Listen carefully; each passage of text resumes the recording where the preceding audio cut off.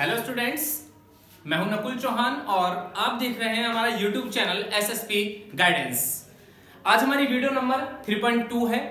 3.1 में हमने banking chapter को स्टार्ट किया था और उसके स्टार्टिंग में हमने कुछ कमर्शियल बैंक्स और उसके फंक्शंस के बारे में पढ़ा था। आज का जो टॉपिक है वो है हमारा सेंट्रल बैंक और उसके फंक्शंस के बारे में। आज की वीडियो को स्टार्ट करने से पहले आपको कह देता हूं, अगर आप लोगों ने अभी तक हमारा चैनल सब्सक्राइब नहीं किया है या फिर आप लोग हमारे चैनल पर नए हैं तो हमारे चैनल को सब्सक्राइब कीजिए और बेल आइकन को प्रेस जरूर कीजिए अगर आपको सारी नोटिफिकेशन चाहिए। बिना किसी देरी के करते हैं आज का topic start. Let's get started.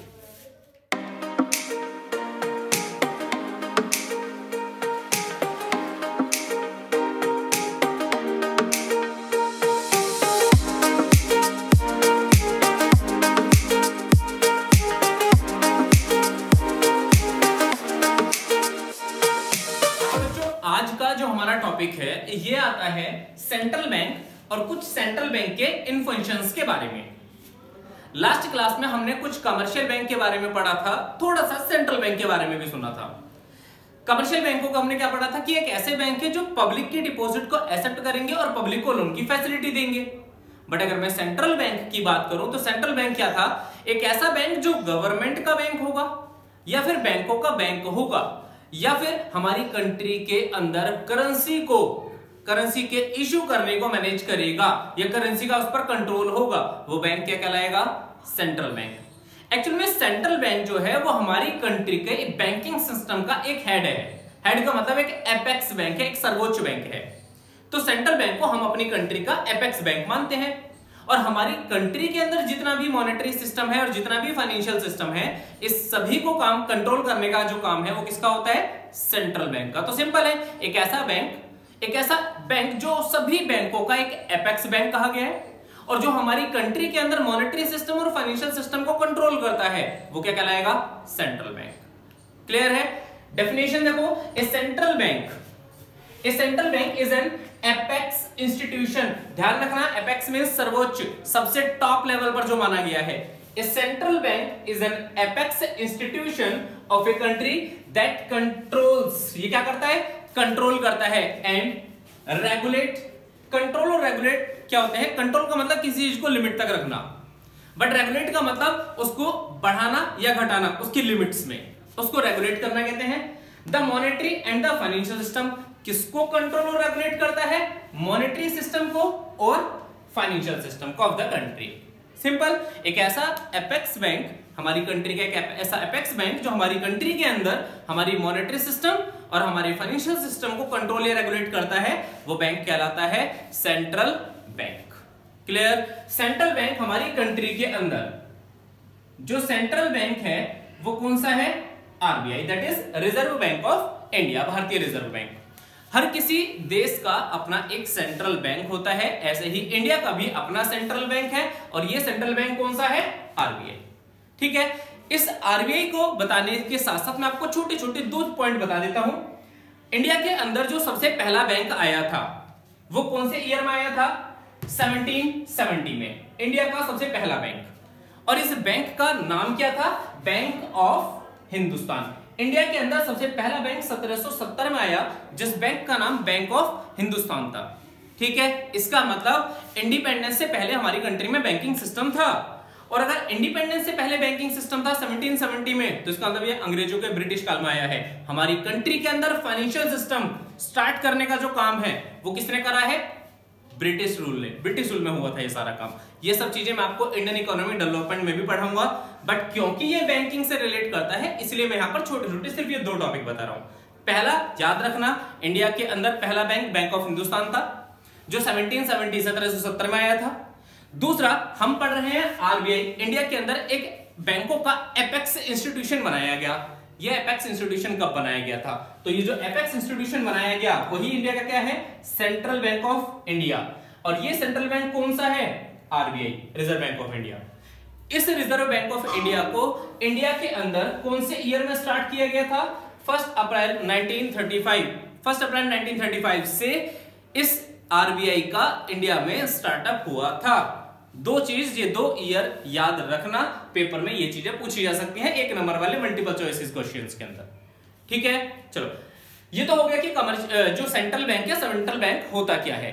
अब आते हैं हम सेंट्रल बैंक के फंक्शंस के बारे में। भाई लास्ट क्लास में हमने कमर्शियल बैंक और उसके फंक्शंस पढ़े थे।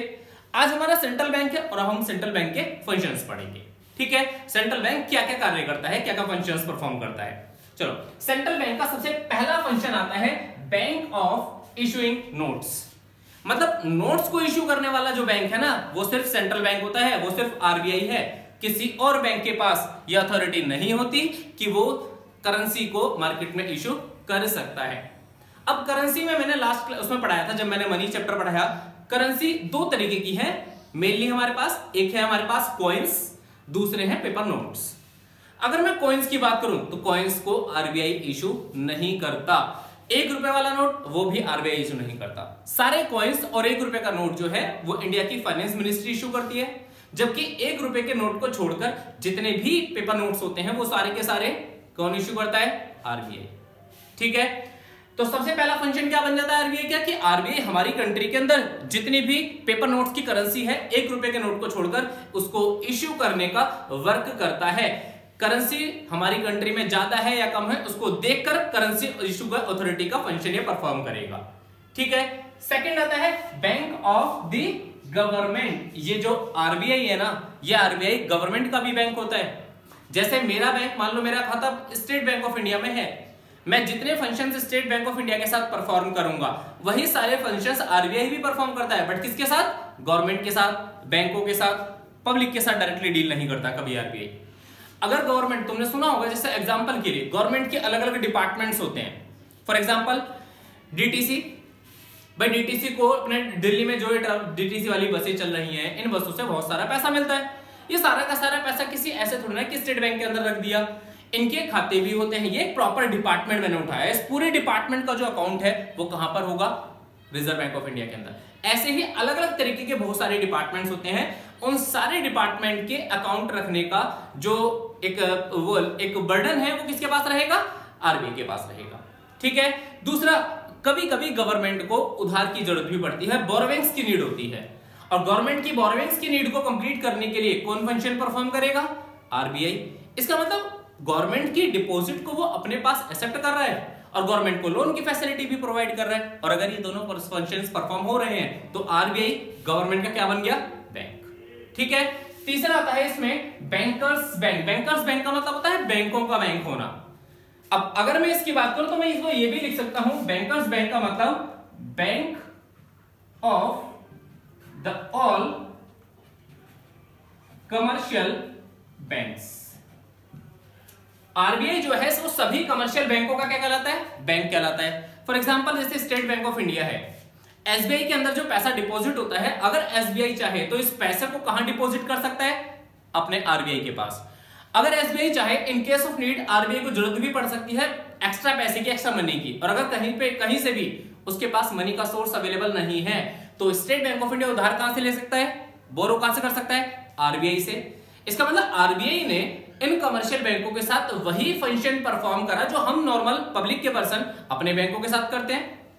आरबीआई ने कमर्शियल बैंकों को लोन भी दिया और आरबीआई ने कमर्शियल बैंकों की डिपॉजिट को एक्सेप्ट भी किया। इसका मतलब आरबीआई कमर्शियल बैंकों का बैंक बन गया। ठीक है, नेक्स्ट आता है तुम्हारे इसमें सुपरवाइजरी रोल। सुपरवाइजर का मतलब होता है पर्यवेक्षण। जो एक फैक्ट्री होती है, कंपनी होती है, तो हर जगह एक सुपरवाइजर होता है।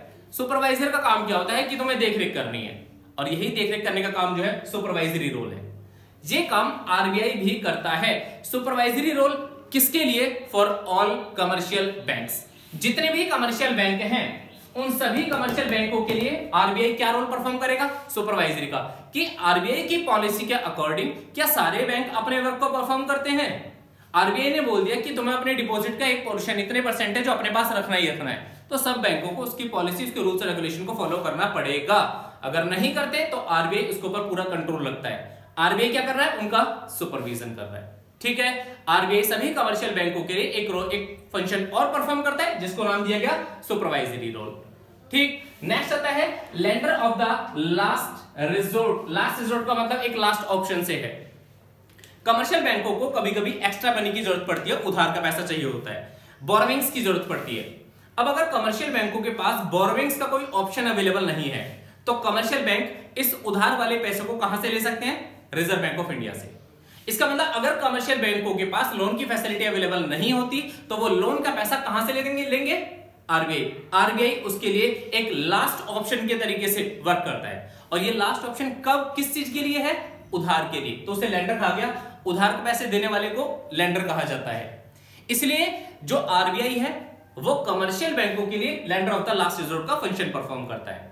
जैसे हम अपने बैंक से अगर उधार लें तो बैंक वाले उस उधार पर हमसे क्या लेते हैं? इंटरेस्ट। बट एक बात बताओ, ये इंटरेस्ट की रेट जो होती है, ये इंटरेस्ट की रेट कौन फिक्स करता है? ये इंटरेस्ट की रेट फिक्स करते हैं वो खुद बैंक वाले। सेम इसी तरीके से जब बैंकों को उधार की जरूरत पड़ती है तो वो आरबीआई से लेते हैं। तो ऐसे ही आरबीआई जब उन्हें उधार देता है तो ये मत सोचना कि हम भी बैंकर तुम भी बैंकर तो बैंक भाई भाई, नहीं। बैंक अगर बैंक से लोन ले रहा है, कमर्शियल बैंक अगर आरबीआई से लोन ले रहा है तो आरबीआई भी उस पर इंटरेस्ट चार्ज करता है। और जब इंटरेस्ट चार्ज करता है तो इन्हीं रेट्स को रेपो रेट और बैंक रेट्स के नाम से जाना जाता है। मैं इसके बारे में अगली क्लास में डिस्कस करूंगा जब मैं तुम्हें आरबीआई की मॉनेटरी पॉलिसी पढ़ाऊंगा।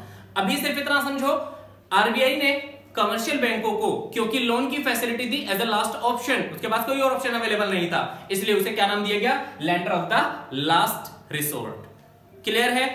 नेक्स्ट आता है custodian of the foreign exchange. Custodian means custody में रखना। किस चीज को? फॉरेन एक्सचेंज को। हमारी कंट्री के अंदर जितनी भी फॉरेन करेंसी आती है, मैं दूसरे देशों से इंपोर्ट एक्सपोर्ट कर रहा हूं, मैं किसी दूसरे देश को कुछ माल बेचता हूं तो फॉरेन करेंसी मुझे देनी पड़ती है, मुझे मिलती है। और अगर मैं माल खरीदता हूं तो फॉरेन करेंसी मुझे देनी पड़ती है। बार बार फॉरेन करेंसी का लेवल अप डाउन होता रहता है। बट ये फॉरेन करेंसी मुझे मिलेगी कहां से? इसका कस्टोडियन कौन है? इसकी सेफ्टी किसके पास रहती है? तो ये सारे का सारा फंक्शन जो है वो परफॉर्म कर रहा है कौन? आरबीआई। आरबीआई कहता है कि अगर किसी भी पर्सन को फॉरेन करेंसी की जरूरत होती है, बाहर अगर वो एक पर्सन हमारे देश से किसी दूसरे देश में जा रहा है, ऑब्वियस सी बात है उसे फॉरेन करेंसी चाहिए होगी। तो फॉरेन करेंसी कहां से मिलेगी? आरबीआई से। क्यों? क्योंकि आरबीआई उसे अपनी सारी की सारी फॉरेन करेंसी को अपनी कस्टडी में रखता है। और कस्टडी में रखने की वजह से ही इसके फंक्शन को नाम दिया गया custodian of the foreign exchange. ठीक है। नेक्स्ट आता है तुम्हारे इसमें clearing house facility. Clearing house facility एक सिंपल फंक्शन है। अगर देखो, अगर मेरा स्टेट बैंक के अंदर खाता है और मैं स्टेट बैंक में कोई चेक जमा कराता हूं तो चेक्स क्लियर होते हैं, ड्राफ्ट दे रहा हूं, ड्राफ्ट क्लियर होते हैं। ये एक्चुअल में क्लियर कर कौन रहा है? ये वाले, ये इनके जो क्लियरेंस का वर्क है वो क्लियरेंस ये बैंक खुद नहीं करते। इन क्लियरेंस इन चेक्स को, ड्राफ्ट को, ये जो भी चीजें हैं इनको क्लियर करने का जो वर्क है वो किसके पास होता है? आरबीआई। मतलब एक आरबीआई को एक ऐसे हाउस की तरह ट्रीट करा गया है जहां पर इन सभी चीजों की क्लियरेंस होगी, पेमेंट्स और रिसिप्ट सारी क्लियर करी जाएंगी। इस वजह से उसके फंक्शन को नाम दिया गया क्लियरिंग हाउस फैसिलिटी। लास्ट आता है इसमें credit control. Credit control RBI का एक बहुत ज्यादा मेन फंक्शन है। तुमने सुना होगा हमारे देश में महंगाई आ रही है, मतलब इन्फ्लेशन आ रहा है, मुद्रास्फीति है। हमारे देश के अंदर महंगाई नहीं, मंदी आ रही है, पैसे की वैल्यू डाउन होती जा रही है, लोग कुछ खरीदने को तैयार नहीं है, चीजें इतनी सस्ती मिल रही हैं कि वो कभी भी आराम से परचेज कर सकते हैं। एक्चुअल में हमारे देश में जब महंगाई आती है तो मुद्रास्फीति, इन्फ्लेशन आता है, और अगर हमारे देश में मंदी आती है तो मुद्रा अविस्फीति, जिसको डिफ्लेशन कहा जाता है। एक्चुअल में ये जो दोनों कंडीशन जनरेट होती है, महंगाई आने की और मंदी आने की, ये दोनों कंडीशन सिर्फ एक वजह से जनरेट होती हैं और वो है मनी। अगर मनी की इकोनॉमी में शॉर्टेज है तो महंगाई आ सकती है, अगर मनी की इकोनॉमी में शॉर्टेज है तो मंदी आ सकती है, क्योंकि जब पैसा ही अवेलेबल नहीं हो तो खरीदी जाएंगी चीजें, और जब चीजें ही नहीं खरीदी जाएंगी तो माल सस्ता बेचना पड़ेगा। बट अगर हमारी इकोनॉमी के अंदर पैसों की बहुत ज्यादा अवेलेबिलिटी है तो हमारी कंट्री के अंदर महंगाई आएगी, इन्फ्लेशन आएगा। क्यों? क्योंकि जब पैसा ज्यादा अवेलेबल होगा तो हम कुछ भी खरीदेंगे, सामने वाला पर्सन हमें महंगा बेचेगा, इसका मतलब महंगाई आनी स्टार्ट हो जाएगी, इन्फ्लेशन आना स्टार्ट हो जाएगा। पैसों की वजह से ये दोनों प्रॉब्लम जनरेट हुई। इसी वजह से इन प्रॉब्लम को रिमूव करने के लिए आरबीआई कहता है कि हम कंट्री के अंदर मनी को कंट्रोल करेंगे। मनी कहां से अवेलेबल होता है? आज के टाइम में लोगों के पास मनी के सोर्स अवेलेबल हैं, वो उधार भी तो ले सकते हैं। आरबीआई अगर उधार पर ही लिमिटेशंस लगा दे तो इसका मतलब मनी कंट्रोल हो सकता है। लास्ट का फंक्शन इसी के बारे में है कि आरबीआई एक्चुअल में क्रेडिट को कंट्रोल करता है। क्रेडिट कंट्रोल करने का मतलब उधार की फैसिलिटी को बढ़ा भी सकता है, उधार की फैसिलिटी को घटा भी सकता है। अगर आरबीआई को यह लगता है कि इकोनॉमी में पैसा बहुत कम है तो वो क्रेडिट की फैसिलिटी, उधार की फैसिलिटी बढ़ा देगा। अगर आरबीआई को लगता है कि इकोनॉमी में पैसा बहुत ज्यादा है तो क्रेडिट की फैसिलिटी को, उधार की फैसिलिटी को घटा देगा। ठीक है, एक्चुअल में क्या कर रहा है आरबीआई? क्रेडिट को कंट्रोल कर रहा है, रेगुलेट कर रहा है, और जब क्रेडिट को कंट्रोल करा जाएगा तो उसका ये वाला फंक्शन परफॉर्म होगा। ठीक है, ये जो क्रेडिट को कंट्रोल किया जाता है, इस क्रेडिट को कंट्रोल करने के लिए आरबीआई ने अपनी एक पॉलिसी बनाई। ऐसे नहीं है कि बैंकों से डायरेक्ट कह दिया कि हमें तुम्हें उधार कम देना, तुम्हें उधार ज्यादा देना है, नहीं, आरबीआई ने इसके बहुत सारे ऑप्शंस ढूंढे और उन सारे ऑप्शंस को मिलाकर आरबीआई की एक पॉलिसी का नाम दिया गया और वो आरबीआई की पॉलिसी कहलाई मॉनेटरी पॉलिसी।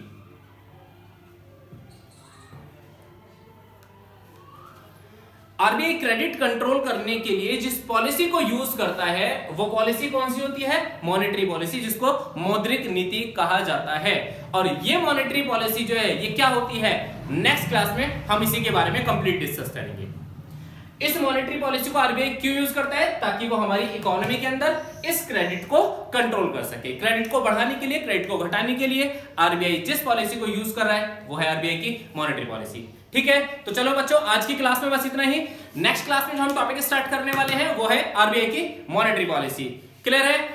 तो आज के लिए यही हम अपनी क्लास को वाइंड अप करते हैं। अगर आपको ये वीडियो अच्छी लगी हो तो लाइक कीजिए, हमारे चैनल को सब्सक्राइब कीजिए और वीडियोस को ज्यादा से ज्यादा शेयर भी कीजिए। That's all for today.